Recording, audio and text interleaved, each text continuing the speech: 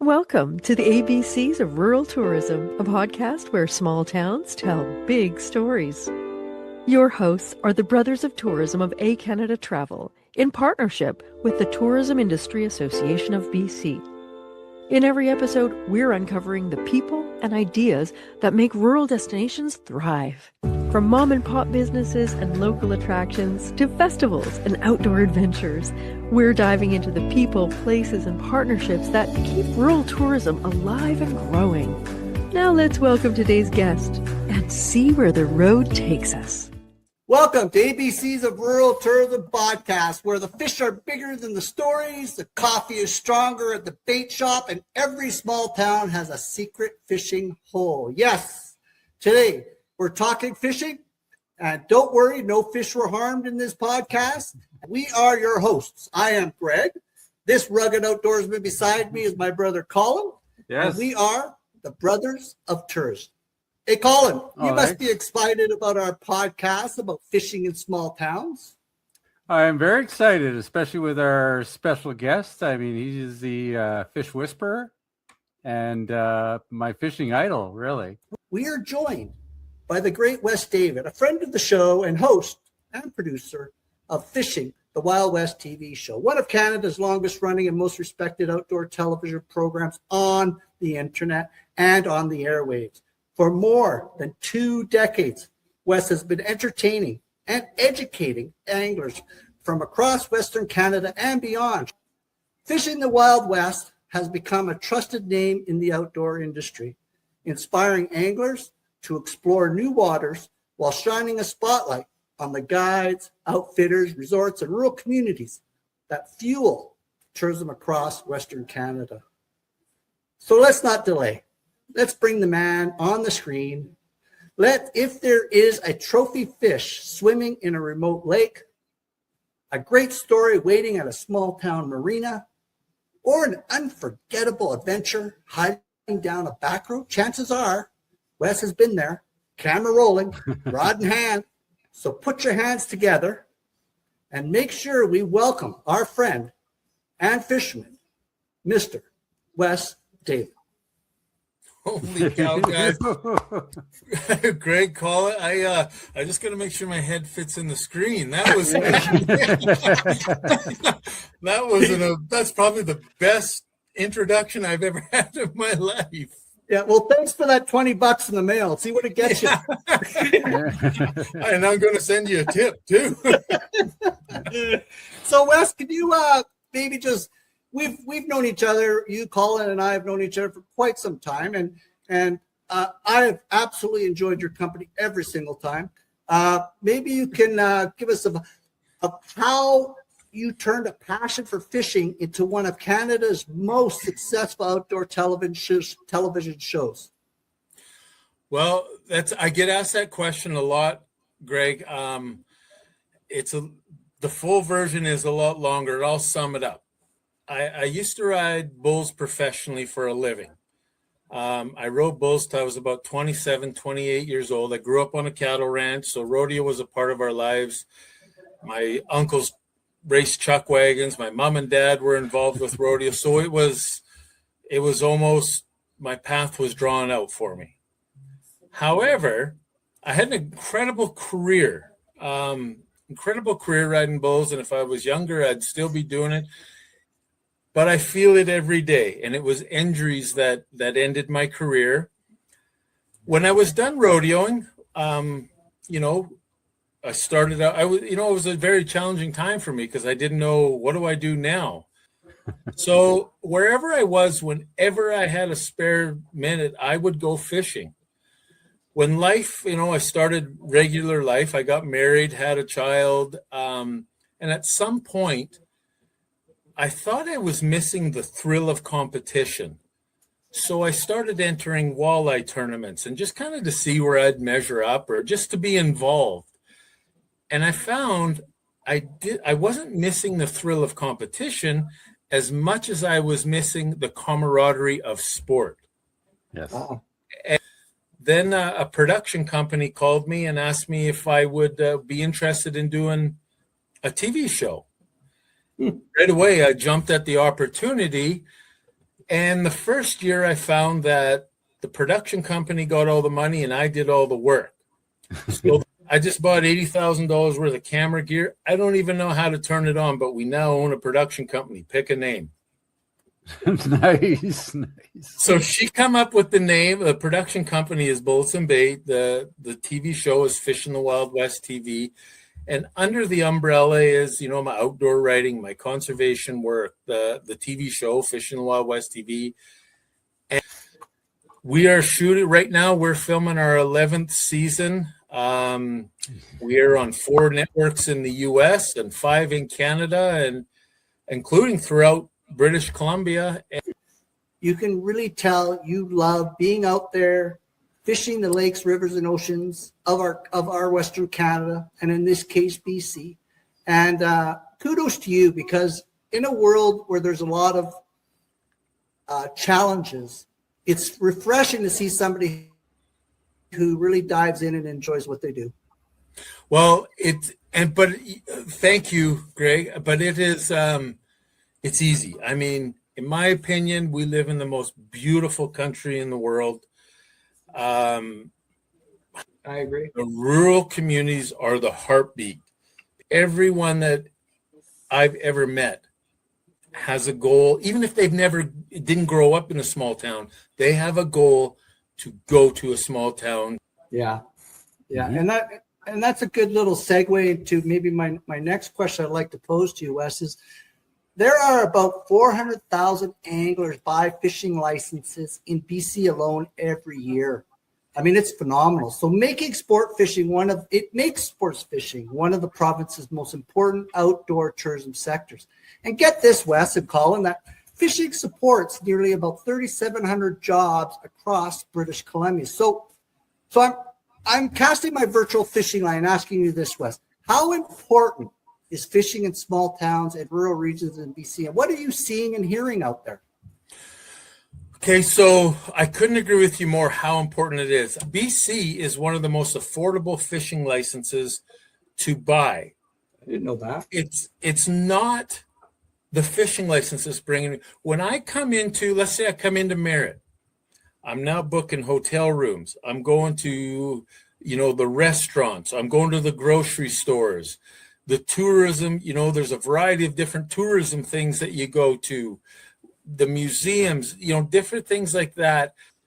We always buy, go to the small town grocery stores.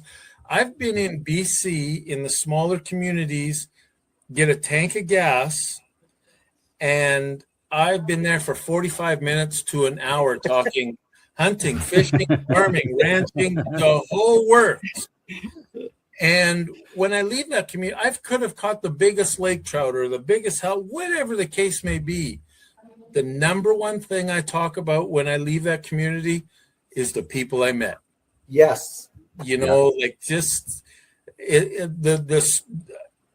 can take, I wouldn't have met you and Colin and Melvina had I not been in Merritt fishing. Yeah. And I mean, it's a friendship that I hope lasts forever. Yeah. I answer probably in a quarter, I answer probably 700 to 1,700 emails or social media posts, people that now consider me a friend, which I'm crazy grateful for, or showing me fishing pictures. And it's all the rural community people. Yeah. Yeah. It seems that every fish story, from what I'm getting, and from my Colin's the fisherman, and he's the fishologist of our family. But what I get from every story, it starts usually at a small town lake, river, or ocean. But what happens is that it often ends up at the local restaurant or the gas station, like you said, or the hotel or the tackle shop. It might start with fishing, but it ends somewhere else. 100%.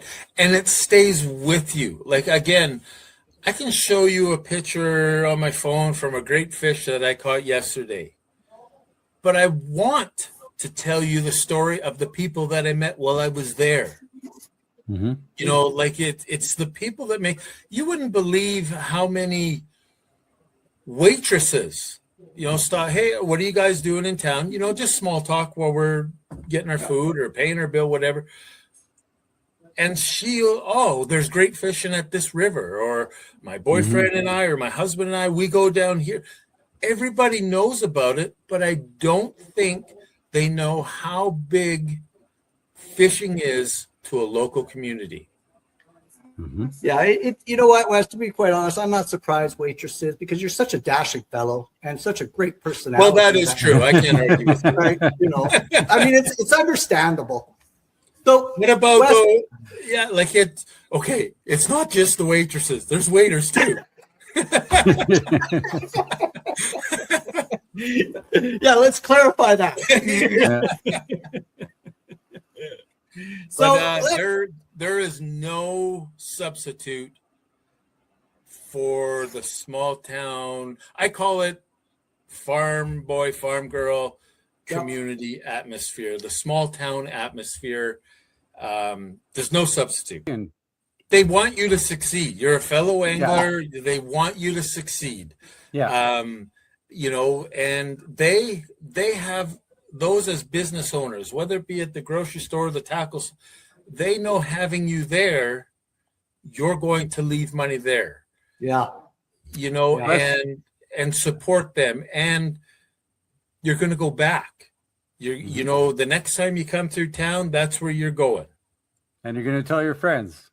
Yeah. Next time to buy that town to do that. And it's never, so what we're hearing with the lodges, like the fly-in fishing lodges, the guides, stuff that we're hearing now, the feedback is, I do a lot of sports shows, do seminars and stuff. And, it used to be the biggest clientele they were after was the U.S., which is still crazy important. But what they're finding now is, since COVID, all the political stuff going on, but also Gen X is now maturing to where they've got some money to spend on themselves. Lodges and outfitters and guides some of them are seeing an increase of 80% Canadians. Wow.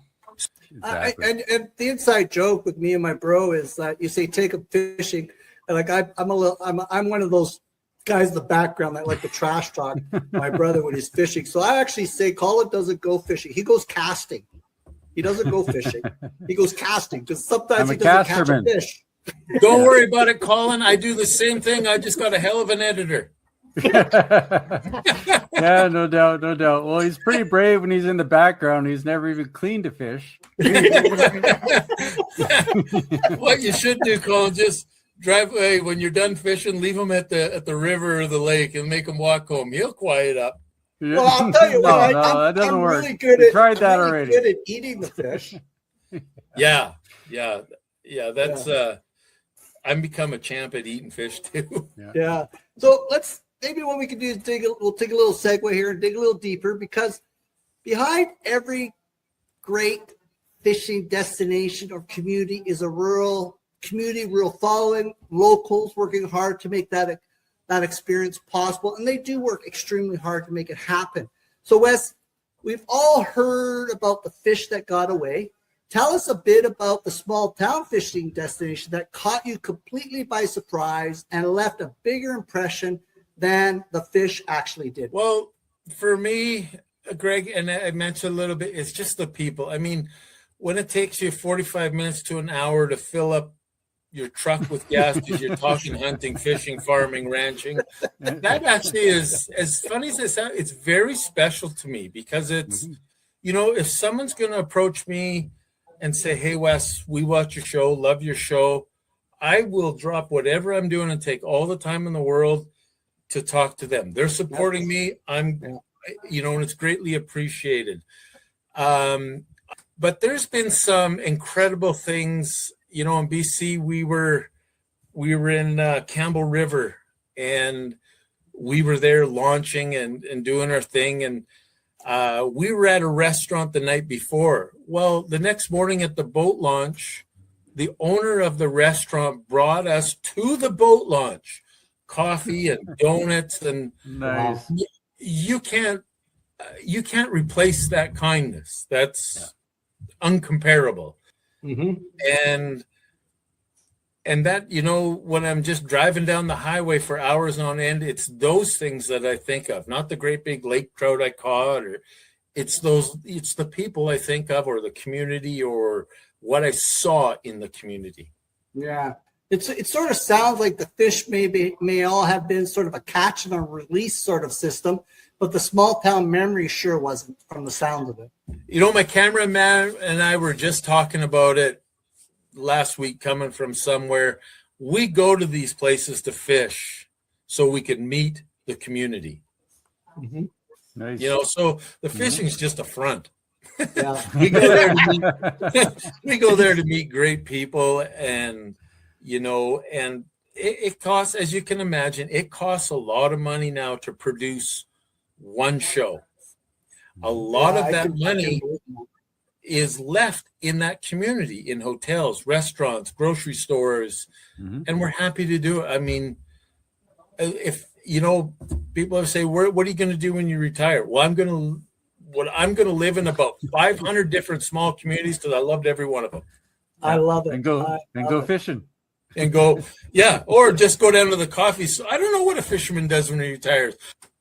Well, I hope it's at the same table as me and Colin, because I'm sure we could have some great stories. Oh, I'm still married. I want to keep it that way.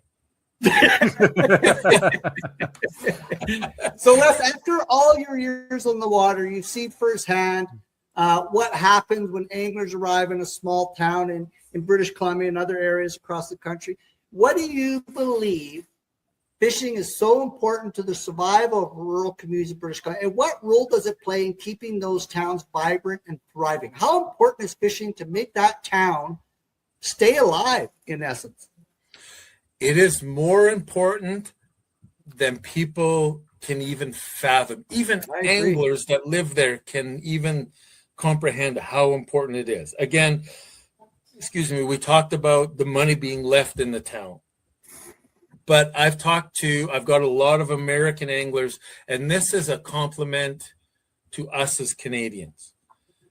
I've talked to a lot of American anglers that have come to BC to fish either the West Coast or fly fish, Merritt area, wherever.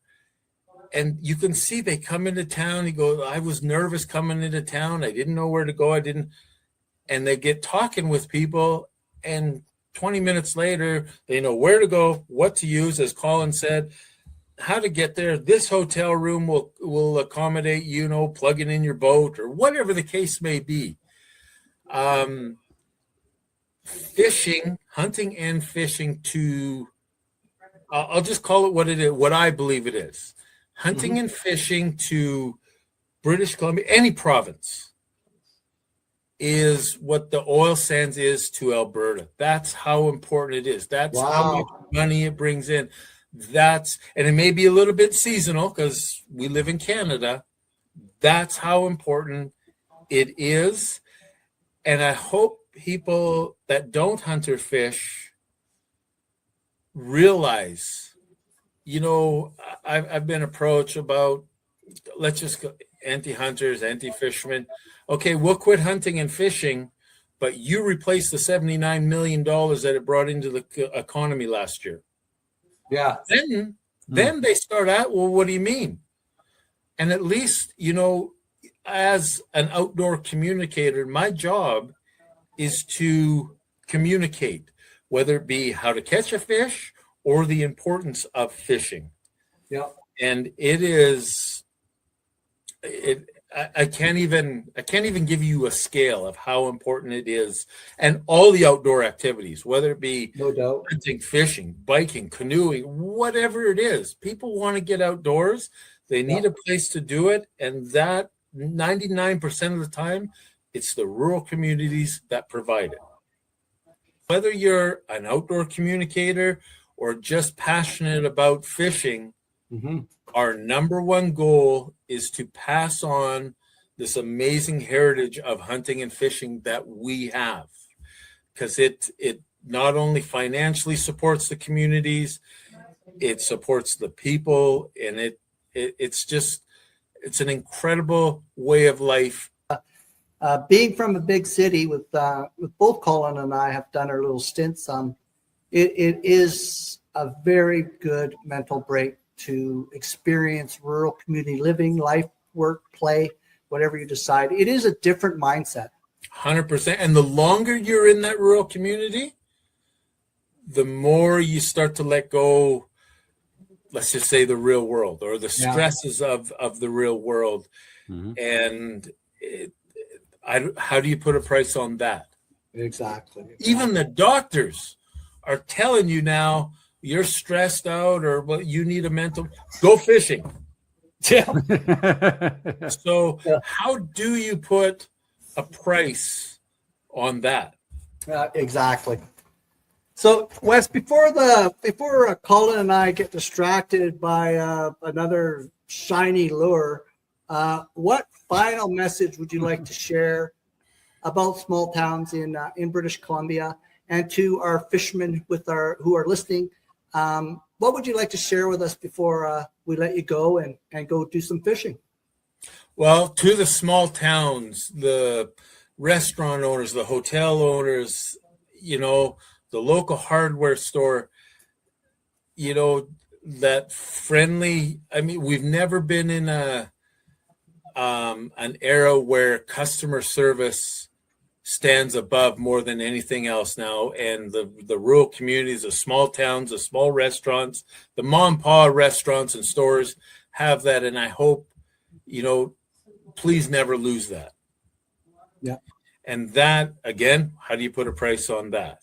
Yeah. To the anglers, to the outdoors men and women, it is a privilege in our heritage to hunt and fish.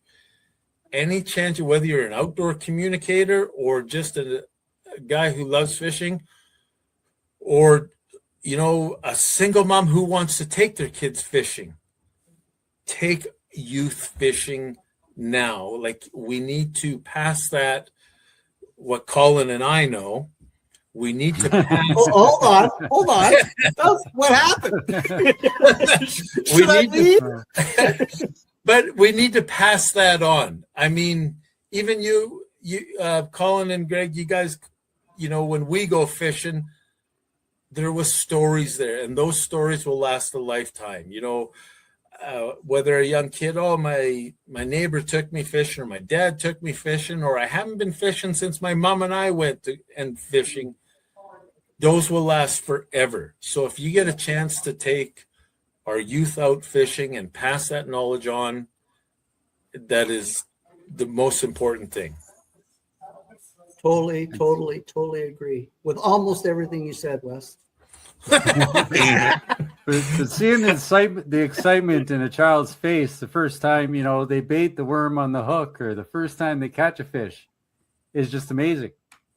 Yeah. So it's sad to say, I think we could have made this podcast probably about 3 hours, because I just enjoy your conversations and everything. But unfortunately, our obligations, we're going to have to say thank you, Wes, for sharing your fishing tales with us. And it's been an absolute pleasure, as always, fishing virtually with you on our show, Wes. And again, thank you very much. And I hope we talk soon. Well, thank you, Greg and Colin. And thank you for promoting this beautiful country and your beautiful province of BC in the hunting and fishing, actually in anything, in the industry, small towns. Thank you for your effort. See you, big guy. You bet you. See you later. So that's it, Junior. So that was always great. Good. It's always great to talk with Wes, eh? Yeah. It's been a while, and it's always great to talk to him, for sure. Yeah. It's good to see him. I can't wait to have that eggs and toast. Well, and even though he's not as good looking as me and you, he's an okay guy. Right? So, Colin, you're a fishologist of the family. And so what are your thoughts, Colin, on fishing in small towns? It's amazing. Like Wes was saying, everything Wes was saying, it's the people, it's the adventure. Like, we love road trips. And how many times did we sit there at an intersection going, okay, do we take the main way or do we take the back way? Yeah. We always chose the back way and hit some small town in middle of nowhere. And hey, there's a lake, and hey, we got to stop here. Let's camp by this lake. And it's all you got to do is go in and see the tackle shop and talk to people, and everybody's willing to help you. whatever you want to do. Well, folks, a huge thank you to our fishologist friend, a good friend, longtime member of our shows, Mr. Wes David from, again, Fishing the Wild West TV show. Phenomenal show, for joining us today and sharing some incredible stories from the small town lakes, rivers, and ocean coastlines that Wes has had the privilege of fishing that make British Columbia such an amazing place to fish. And I know Wes is quite the humble guy, and he probably wouldn't tell you, but I'm going to do it. Wes is more than happy if you invite him and make arrangements with him. He will come to your small town. He will promote your small town. He will make a video for your small town, and he will do anything you want, basically, to interact with that small town. I have never met a celebrity. Oh, here, his head's going to get big. I've never met a celebrity as classy as Wes David. So please do. If you want to promote your fishing in your area, give Wes a call. And so whether you're listening from a fishing boat at sunrise, or maybe at your lakeside cabin, or maybe a campground, and you've got this on a laptop and at a picnic table, a tackle shop, maybe you're in a tackle shop parking lot and you just decided to switch us on. Whatever the case may be, if you're in the back road headed anywhere toward your favorite secret fishing hole, we are so grateful that you have internet service and you tuned in. And we're glad that you've met our friend and our fishologist friend, Mr. Wes David.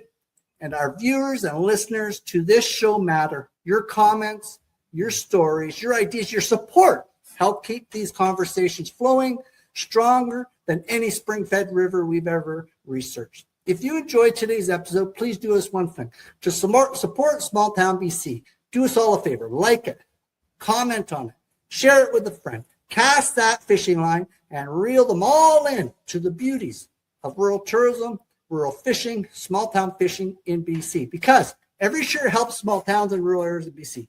Your act of kindness shines a spotlight on these communities, businesses, guides, outfitters, and local characters who make fishing in rural British Columbia unforgettable. And don't forget to join us every first of the month for a brand new episode of ABC's of Rural Tourism Podcast.